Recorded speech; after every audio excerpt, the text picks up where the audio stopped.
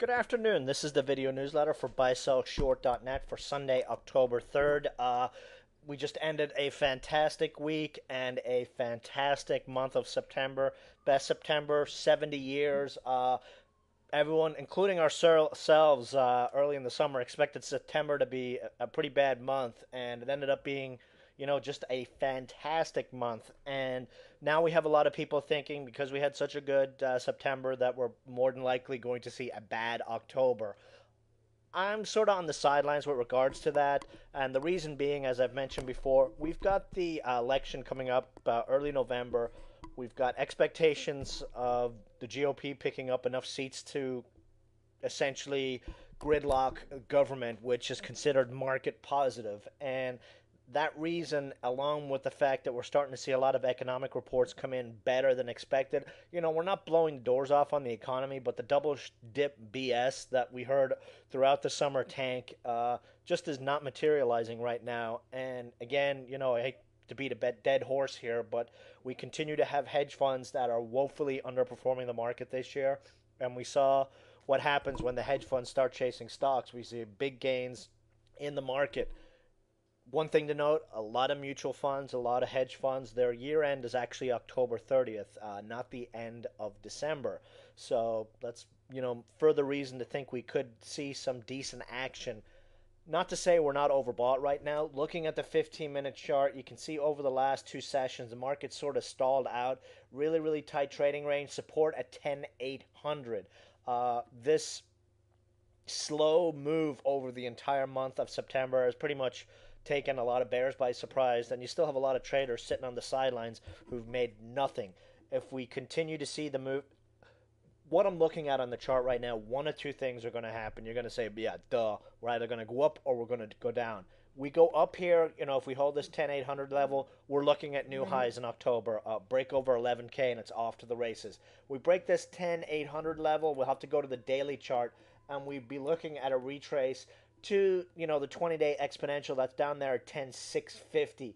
We just had a golden cross on the daily chart of the Dow on Friday. That is when the 50-day moving average crosses through the 200-day moving average. And as you recall, very, very bullish technical event. Only happens maybe once a year, if that. Some years, sometimes we don't see it happen for a couple of years. So that's a pretty bullish event we have there. We also have a little flag forming here on the daily chart. And, this setup here looks a little bit like what we saw towards the end of July before we saw that big move and then a flat line. So what we could be looking at is another spike higher and then trading, up and down in a pretty tight trading range for the month of October, which, as you recall, is not a bad thing, especially for us as we trade small cap stocks. And flat to slow moving markets, small cap stocks, just boom. SMH, over the last couple of sessions, pretty big intraday range. It's led the market lower and then bounced higher going into the close. The setup we have here on the SMH sort of looks similar again to what we saw in mid to late July before we saw another extension to that $29 resistance. So we could see more of the same here. Support is 27, upside resistance is 29 on the SMH. Going into stock plays, HILL. This one is ready to rock and roll. I think this one goes big, and it goes big early this week. Confirmation will be a move and a close above $1.45, but a break of $1.50 on HILL, and I would be looking to buy size on this stock. So keep a very close eye on this one. A 150 break, look to buy size. Almost similar to what we did on EGHT a week ago Friday when it broke the $2 level. We bought size. 2 days later, stock was up 10%. So looking for the same here. We had more news out on its sector this weekend. ISLN has now put itself up for sale. The storage stocks are going one by one, and HILL is an absolute insanely valued stock here, in my opinion. This storage play does more sales than a lot of these storage plays that are getting taken out for $1.5 billion. And Hill has more cash than these other companies, more sales than them, and a market cap of $77 million. Ridiculous. We've got a flag breakout here. Again, a close above the 200-day moving average, and I'd load the boat on a break of $1.50. RSI has flatlined here. We've got very strong ADX. Also, stochastics bouncing into a new uptrend, and unbalanced volume just shows you this stock has been slowly accumulated. We're going to see a volume spike, typically on a flag breakout like the one we're about to see here on HILL. You've got the flagpole, really high volume as you can see here, and as the flag develops, volume slowly dies out, and then it goes kaboom. $1.75 target when this one breaks out, and I think it's going to break out this week. MCZ, another new play, trading alert on Friday. This is a play, as mentioned in the trading alert, on the Call of Duty Black Ops game that's coming out in 3 weeks' time. Going to be the biggest game ever. MCZ, this time last year, on the original release of the Call of Duty game, stock went from 32 to 54 cents, 75% gain. Here we've got a nice setup on it again. We're looking for at least a move to 55 cents. We'll be looking to add this one 46 cents and under, 55 cents is first target, and a break over that, it's off to the races on this one. OPXT, this one is ready to go. As mentioned, many times, you'll recall early in the year, the new Cisco routers are hitting the market this month. These guys are a big player in that. They're a supplier to Cisco.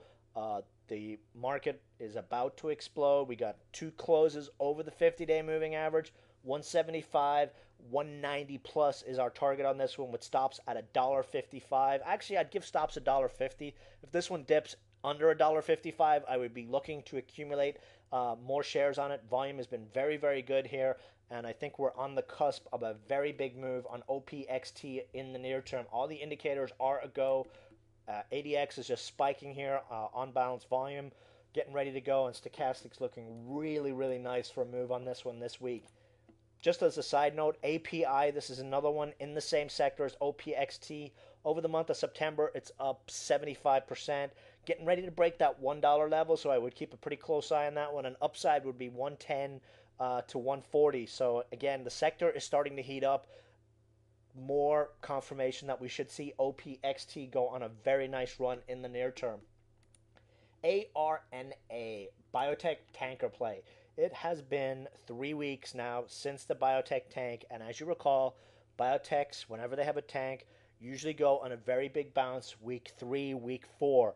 We're going into that time frame right now. It's been holding that 150 level. I think this week is the week that we see this bounce. Our target is above 2 on this one, and then we've also, once this one gets a break of $1.55 or $1.65, that is where I'd be looking to add size this time, because another break of 165, and it should confirm that the bottom is in on this stock for a nice 25% near-term move.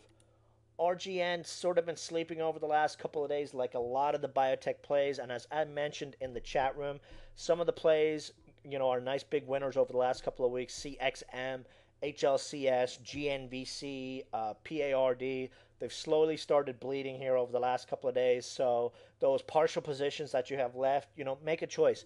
Do you want to, sit on them a little lower? If they've broken through stops, you should definitely consider selling. We can always rebuy these stocks whenever strength returns. Like on GNVC, we rebuy 67, 70 cent break. HLCS, we rebuy, 55 cents break, etc., etc. So, don't get bogged down holding these partial positions. The move has come. We sell some out and we sit on the sidelines and wait for that momentum to pick up. Now, we do have a biotech conference this week. RGN is at that biotech conference, so we could see some nice bio moves. Especially, all it takes is one biotech stock to move, and it usually sets the sector up for at least a couple of days of strength.